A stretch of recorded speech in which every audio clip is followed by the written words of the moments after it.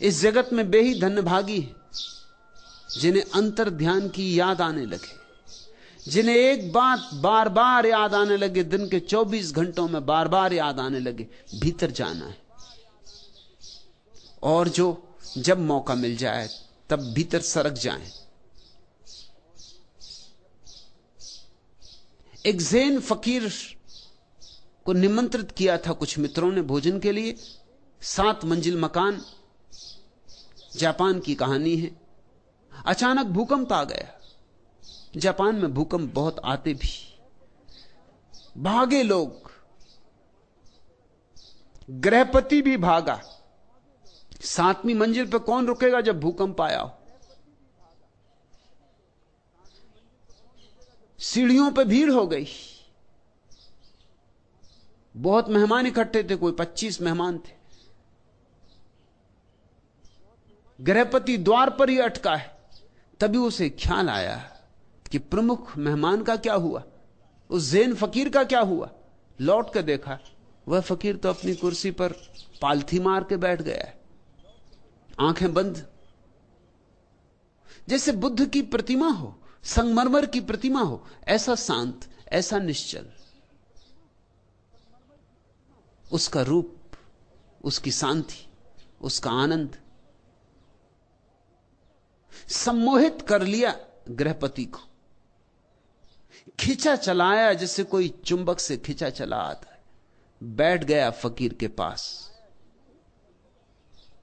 भूकंप आया और गया। फकीर ने आंख खोली, जहां से बात टूट गई थी भूकंप के कारण, वहीं से उसने बात शुरू कर दी। गृहपति ने कहा, मुझे अब कुछ भी याद नहीं कि हम क्या बात कर रहे थे। ये बीच में इतना बड़ा भूकंप हो गया है, सारे नगर में हाहाकार है, इतना शोरगुल मचा है, इतना बड़ा धक्का लगा है, मुझे कुछ भी याद नहीं हम कहां क्या बात कर रहे थे। अब उस बात को आप शुरू ना करें। अब तो मुझे कुछ और पूछना है। मुझे यह पूछना है कि हम सब भागे, आप क्यों नहीं भागे? फकीर ने कहा, भागा तो मैं भी, मैं भीतर की तरफ भागा, तुम बाहर की तरफ भागे। जहां जिसकी मंजिल है, जहां जो सोचता है सुरक्षा है, उस तरफ भागा। और मैं तुमसे कहता हूं, तुम्हारा भागना व्यर्थ, क्योंकि भूकंप यहां भी है, भूकंप 6वीं मंजिल पर भी है, भूकंप 5वीं मंजिल पे भी है, भूकंप 4थी मंजिल पे भी है, भूकंप सब मंजिलों पर है। भाग कहां रहे हो? जो 5वीं मंजिल पे हैं वो भी भाग रहे हैं, जो 3री मंजिल पे हैं वो भी भाग रहे हैं। भूकंप सड़कों पे भी है, जो सड़कों पे हैं वो भी घरों की तरफ भाग रहे हैं। हर एक भाग रहा है, लेकिन तुम भूकंप से भूकंप में ही भाग रहे हो। मैं भी भागा, मैं भीतर की तरफ भागा।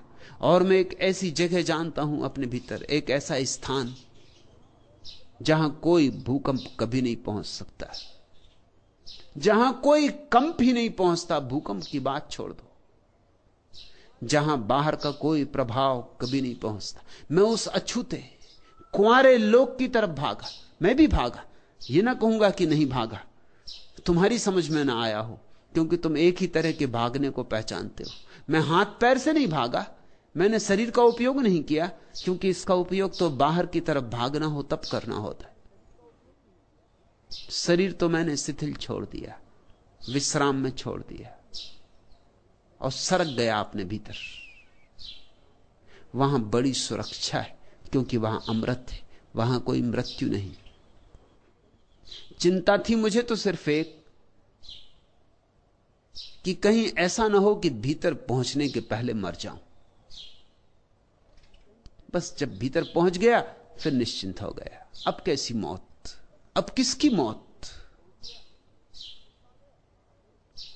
बस चिंता थी तो एक कि ध्यान में मरूं। भूकंप आ गया, मौत तो कभी ना कभी आनी ही है, आती ही है। एक ही ख्याल था कि ध्यान में मरूं,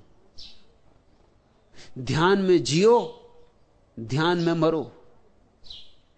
मंजू, याद आने लगी है, इस याद को गहराओ, सींचो, संभालो।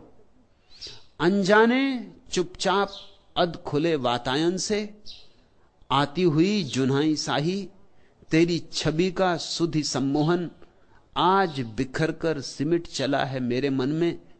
छलक उठा है उर का गागर किसी एक अज्ञात ज्वार से, किन सपनों के मदिर भार से, किन किरणों के परस प्यार से। पल भर में यूं आज अचानक यह किस रूप परी विरहन के उर की पीड़ा, मेरे जी में भी चुपके से तिर आई है यूं अनजाने। गूंज उठा है अंतर जीवन किस फेनिल अरुणाभ राग से, किन फूलों के मधुपराग से पुलकित हो आया है आकुल मधु समीर। जी के इस कानन में भी फूली है सरसों, इस वन का भी कोना कोना है भर उठा अकथ छलकन से, प्राणों के कनकन से। एक वातायन खुल रहा है, एक पर्दा सरक रहा है। सहयोग करो, साथ दो। जल्दी ही बहुत कुछ होने को है। किसने मेरे ख्याल में दीपक जला दिया, ठहरे हुए तालाब का पानी हिला दिया। तन्हाइयों के बजरे किनारे पर लग गए, ऐसा यकीन हमको किसी ने दिला दिया। यह क्या मजाक है कि बहारों के नाम से पूरा चमन मिठा के नया गुल खिला दिया। मुद्दत गुजर गई थी हमें यूं ही चुप हुए, कल से बहक उठे हैं हमें क्या पिला दिया। मंजू पियो, यह तो मधुशाला है। मैं तुम्हें कोई सिद्धांत नहीं सिखा रहा हूं, शुद्ध शराब पिला रहा हूं, अंगूरों से निचोड़ी हुई नहीं, आत्मा से निचोड़ी हुई। पियो, जी भर के पियो, नाचो, गाओ, गुनगुनाओ, और जितने क्षण मिल जाएं, जब मिल जाएं, तब चल पड़ो भीतर की तरफ। भूकंपों की प्रतीक्षा मत करो, क्योंकि भूकंपों में भीतर वही पहुंच पाएगा जो भीतर जाता ही रहा है, जाता ही रहा है, जो रोज आता जाता रहा है। वह ज़ेन फकीर अपने भीतर पहुंच सका क्योंकि रास्ता परिचित था, बहुत बार आया गया था। यह मत सोचना कि मौत जब आएगी तब अचानक ध्यान कर लेंगे, यह नहीं होगा। मौत अचानक आएगी। जीवन भर धन की चिंता की थी, मरते वक्त की धन की ही चिंता तुम्हारे सिर पर सवार रहेगी। अगर पद की आकांक्षा की थी तो मरते वक्त भी पद की ही नशेनी चढ़ते रहोगे कल्पना में। मृत्यु के क्षण में तुम्हारा सारा जीवन संग्रहित होकर तुम्हारे सामने खड़ा हो जाता है। तुमने ये बात तो सुनी होगी ना कि जब कोई आदमी नदी में डूब के मरता है तो एक क्षण में सारा जीवन उसके सामने दौड़ जाता है। यह बात सभी के संबंध में सच है, नदी में डूब के मरने वालों के संबंध में ही नहीं। मरती घड़ी में तुम्हारा सारा जीवन सिकुड़ के, जैसे हजारों हजारों फूल से एक बूंद इत्र निचोड़ते हैं, ऐसे तुम्हारे सारे जीवन के अनुभव से एक बूंद निचोड़ाती। लेकिन अगर तुम्हारा सारा जीवन दुर्गंध का ही था तो बूंद दुर्गंध की होगी। अगर सारा जीवन सपना ही सपना था तो यह बूंद भी सपना होगी। और अगर जीवन में तुमने कुछ सत्य भी कमाया था, कुछ ध्यान भी कमाया था, कुछ प्रेम भी जगाया था, कुछ बांटा भी था, कुछ लुटाया भी था, छीना झपटा ही न था, कुछ करुणा भी की थी, तो तुम्हारी अंतिम क्षण की जो प्रतीति होगी, सारा जीवन निचोड़ के एक इत्र की बूंद बन जाएगा। उसी इत्र की बूंद पर सवार होकर तुम परमात्मा की यात्रा पर निकलोगे। मंजू, शुभ हुआ है। अब इस घड़ी को, इस बलिहारी की घड़ी को छिटक मत जाने देना, जोर से पकड़ रखना। अब पकड़ने योग कुछ तुम्हारे पास है। और ध्यान रखना जिनके पास कुछ नहीं है उनके पास गंवाने को भी कुछ नहीं होता, और जिनके पास कुछ है उनके पास गंवाने को भी कुछ होता है। नंगा नहाए तो निचोड़े क्या। जिनको हम साधारण जन कहते हैं, सांसारिक जन, उनको क्या फिक्र, उनके पास गंवाने को कुछ है ही नहीं। हमारे पास एक शब्द है योग भ्रष्ट, उसकी तौल का दूसरा शब्द नहीं है भोग भ्रष्ट। तुमने कभी ऐसा शब्द सुना, भोग भ्रष्ट? भोग भ्रष्ट होता ही नहीं।